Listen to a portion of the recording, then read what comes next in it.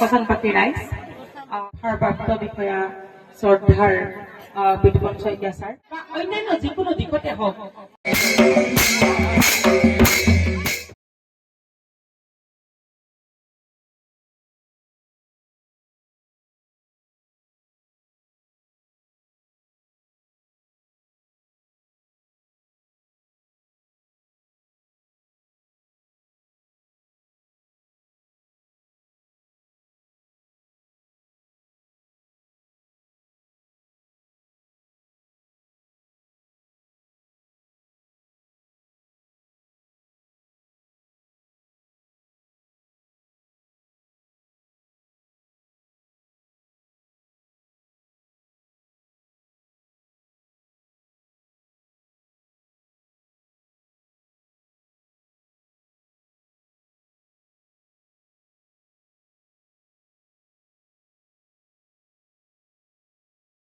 উপস্থিত হৈছে বোকাঘাটৰ বিশিষ্ট সমাজসেৱিকা মনিকা মাল্লা পাটগিৰি বাইদেউ তেখেতেও এখনি ফুলাম গামোচাৰে সম্বৰ্ধনা জনাবলৈ উদ্যোক্তা সমিতিক অনুৰোধ জনালো।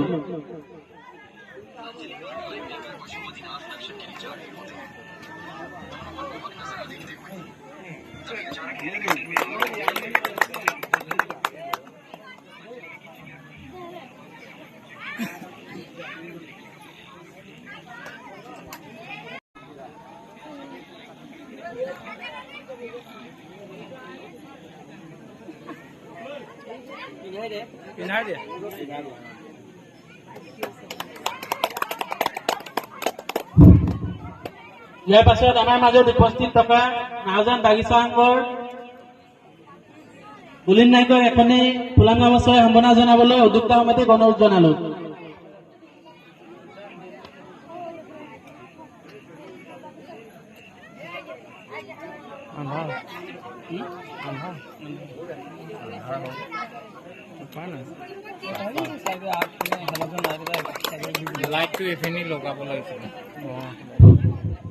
ইয়াৰ পাছতে আমাৰ মাজত উপস্থিত থকা নাওজানৰ বিশিষ্ট ক্ৰীড়া সংগঠক টিংকু কৰ্মকাৰে এখনি ফুলাম গামোচাৰে সম্বৰ্ধনা জনাবলৈ উদ্যোক্তা সমিতিক অনুৰোধ জনালো।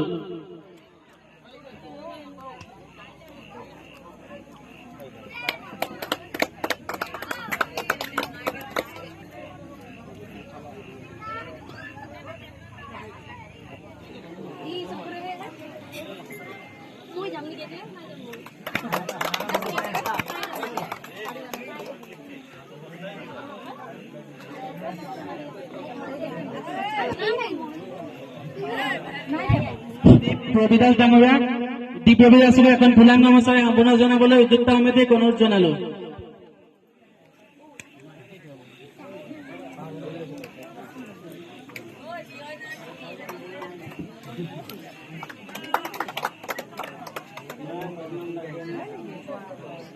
উপস্থিত সমাজ সেৱক হিচাপে আমাৰ মাজত মনিকা বাইদেউ, আমাৰ শইকীয়া ডাঙৰীয়ানী, আমাৰ গাঁৱৰ বাগিচা সংঘৰ সহকাৰী সম্পাদক বুলিন নায়ক, আকচাৰ একালৰ উপস্থিত সমাজ সেৱক হিচাপে আমাৰ মাজত মনিকা বাইদেউ, আমাৰ শইকীয়া ডাঙৰীয়ানী, আমাৰ গাঁৱৰ বাগিচা সংঘৰ সহকাৰী সম্পাদক বুলিন নায়ক, আকচাৰ একালৰ জৰিয়তে বোকাঘাটৰ কাকচনপাতি ৰাইজ কৰম পূজাত উপস্থিত ৰাইজ আৰু বোকাঘাটৰ ভাৰপ্ৰাপ্ত বিষয়া শ্ৰদ্ধাৰ বিতুপন শইকীয়া ছাৰ, লগতে আমাৰ বোকাঘাটৰ আচাৰ বিকাশ নায়ক ডাঙৰীয়া আৰু উপস্থিত কৰম পূজাৰ গাঁওখনৰ জ্যেষ্ঠ ব্যক্তিসকল, লগতে মোৰ মৰমৰ ভাইটি ভণ্টি মা দেউতা সকলোকে মোৰ কৰম পূজাৰ আন্তৰিক শ্ৰদ্ধা জনাইছো। আজি এই কৰম পূজা ভাগিত উপস্থিত থাকিবলৈ পাই নিজকে সুখী অনুভৱ কৰিছো।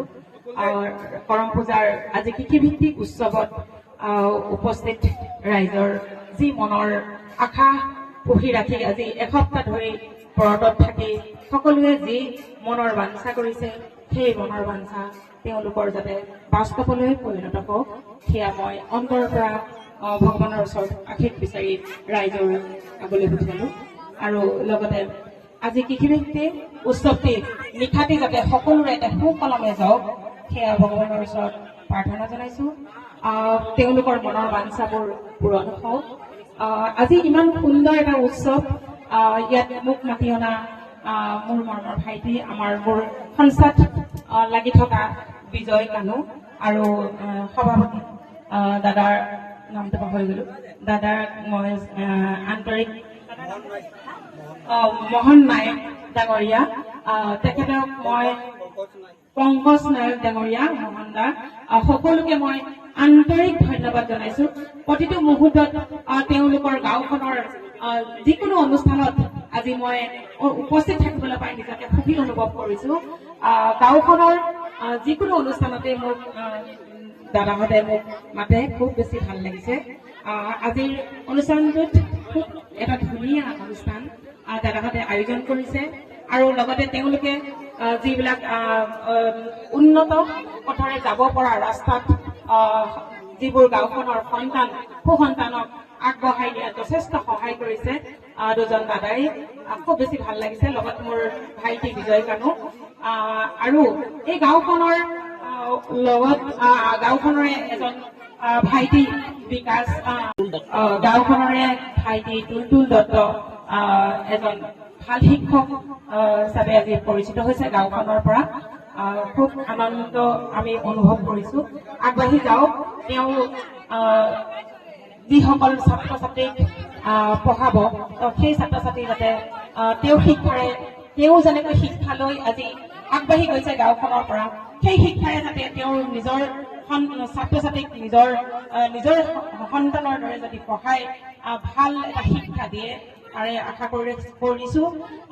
তেওঁৰ আগন্তুক দিনবোৰ সুখ হওক আৰু কৰ্ম জীৱন তেওঁৰ সুখৰ হওক, এয়াই মই কামনা কৰিছো। টুনটুন ভাইটিক বহুত বহুত ধন্যবাদ।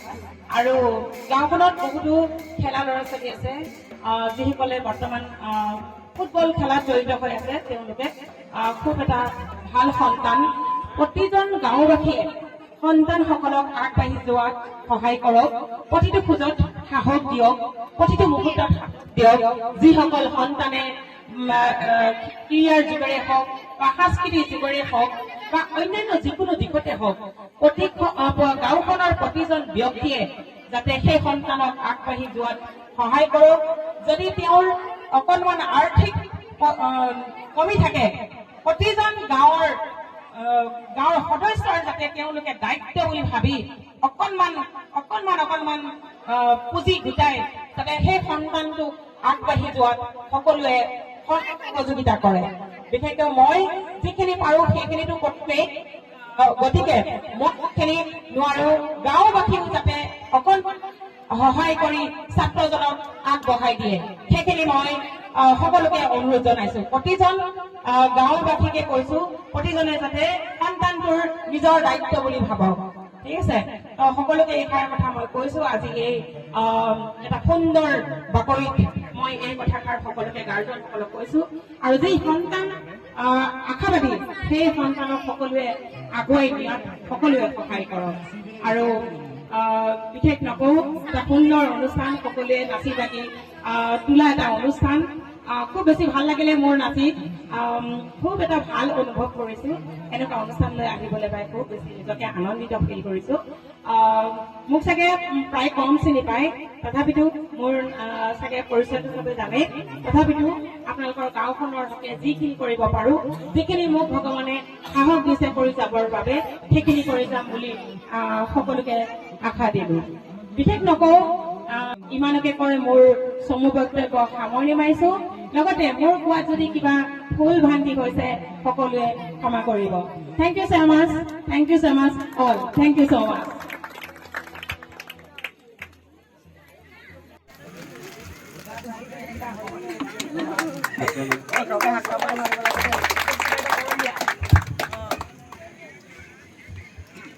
Thank you so much. মোৰ মৰমৰ ভণ্টিহঁতে মোৰ কাৰণে ইমান ডাঙৰ এটা উপহাৰ, খুব বেছি আনন্দ ফিল কৰিছো। কাৰণ এনেকুৱা উপহাৰ মই জীৱনত প্ৰথমবাৰ পাইছো। এটা মোৰ কাৰণে খুব এটা স্মৃতি, খুব বেছি ভাল লাগিছে। এদিন এই কাপোৰযোৰ পিন্ধি আপোনালোকৰ গাঁৱৰ মাজত আহি খুব ধুনীয়াকৈ নাচিম। ঠিক আছে, thank you so much, thank you so much. খুব বেছি ভাল লাগিলে। ইমান ধুনীয়া এটা সন্মান দিয়াৰ বাবে সকলোকে ধন্যবাদ জনাইছো আৰু ওয়েলকাম জনাইছো মোৰ ঘৰলৈ সকলোকে। যিকোনো মুহূৰ্তত আপোনালোকৰ অসুবিধা থাকিলে বা যিকোনো কিবা মানে জানিব লগা থাকিলে মোৰ ওচৰত যাব। সকলোকে ওয়েলকাম জনাইছো, সকলোকে, এজন ব্যক্তিক নহয়, সকলোকে, প্ৰতিজন ব্যক্তি যাতে মোৰ ওচৰত গৈ কিবা অসুবিধা থাকিলে মোক জনাব পাৰিব। মই যেনেকে পাৰো, যিখিনি সাহসৰে পাৰো, সকলোকে মই সহায় কৰি যাম বুলি আশা দিলো। Thank you so much, thank you so much all.